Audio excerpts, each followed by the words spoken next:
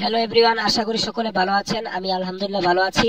তো অনেকদিন ধরে দেখছি আপনারা আমার ভিডিও দেখছেন না। এত কঠিন করে ভিডিও বানাচ্ছি কষ্ট করে, আপনারা না দেখলে কি হয়? তো যাই হোক, এবার আমি যে খবরটা নিয়ে আসছি, যে আপনারা অনেকে জানেন বা আমিও জানি, সবাই জানি, যে আগামী 25শে জুলাই থেকে শের মুভির শুটিং স্টার্ট হওয়ার কথা ছিল, কিন্তু সাকিব ভাই আমেরিকা যাওয়ার কারণে হয়তো শুটিং শিডিউলটা পিছিয়ে গিয়েছে। এ কারণে আপাতত শের মুভির শুটিং হচ্ছে না, এটাই আমাদেরকে ধর্তব্য মেনে নিতে হবে। তবে তাহলে এখন কখন শুরু হতে পারে শের সিনেমার শুটিং? তো আমার কাছে যতটুকু আপডেট রয়েছে, যে এই মাসের 25 তারিখ থেকে অভ্যন্তরিক ভাবে শুটিং হচ্ছে না শের মুভির।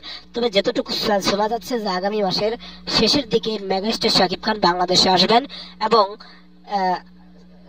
আগস্ট সেপ্টেম্বরের শুরু থেকে শুটিং হতে পারে, অথবা আগস্টের শেষেও শুটিং শুরু হতে পারে।